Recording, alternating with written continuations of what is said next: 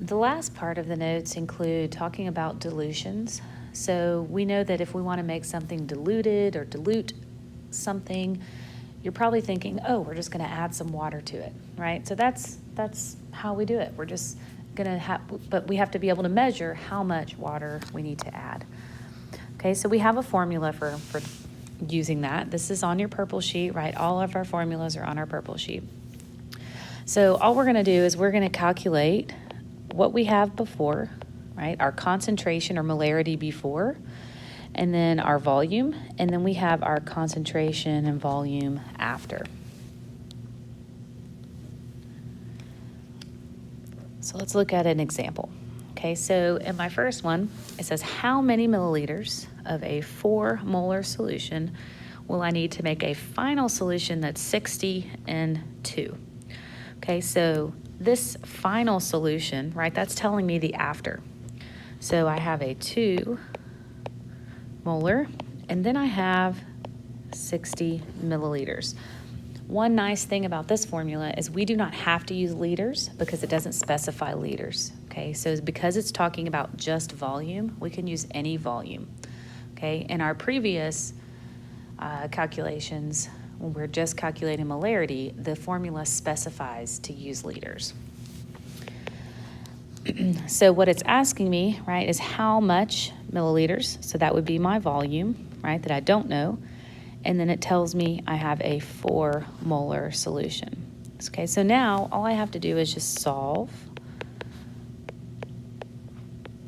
So V1 equals 30 milliliters. Okay, so let's see what is the question really asking me, because this right here is not my, may not always be your final answer. Okay, so this one says how many milliliters of this solution do I need to make my final solution?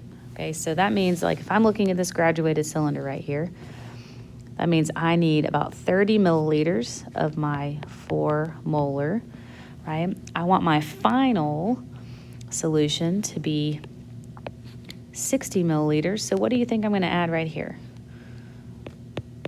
Right, we're just going to add water, right? That's how we're diluting it. So we're saying we're starting with 4 molar solution, but I want it diluted. I want to add water to it. So we're going to make 60 milliliters, right? And in order to do that, I need 30 milliliters of my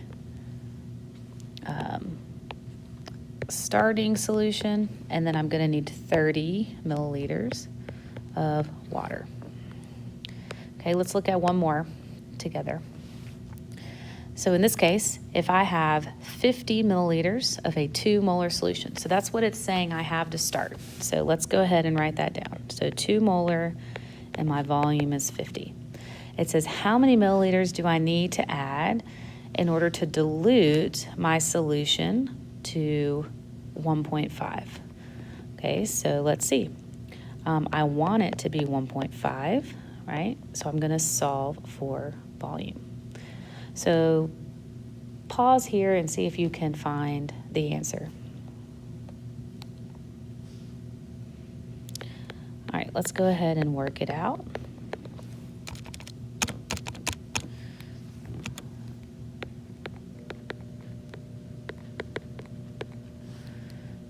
Okay, so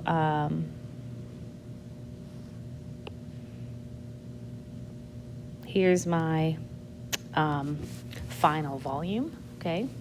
So this is one of those where this isn't necessarily my final answer, right? So let's think about our graduated cylinder, right? In our picture before.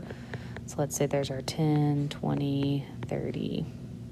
Oh, I'm gonna have to do better than that, I think. We need a few more ticks. 10, 20, 30, 40, 50, 60, 70. So this question, okay, I have 50 milliliters, right? And I want to dilute it, right? So what am I going to have to add to that? I'm going to have to add water.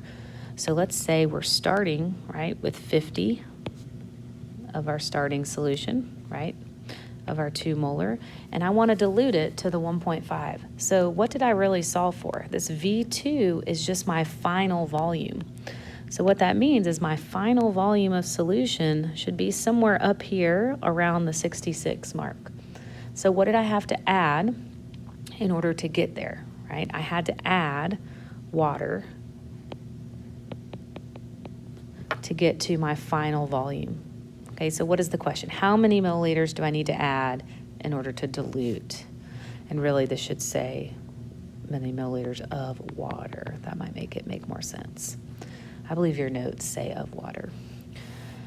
So if I start at 50 and I went up to 66, right, that means I added about 16 milliliters, 16.6 milliliters of water. All right, so try the last one on your own and then see if you can get the answer.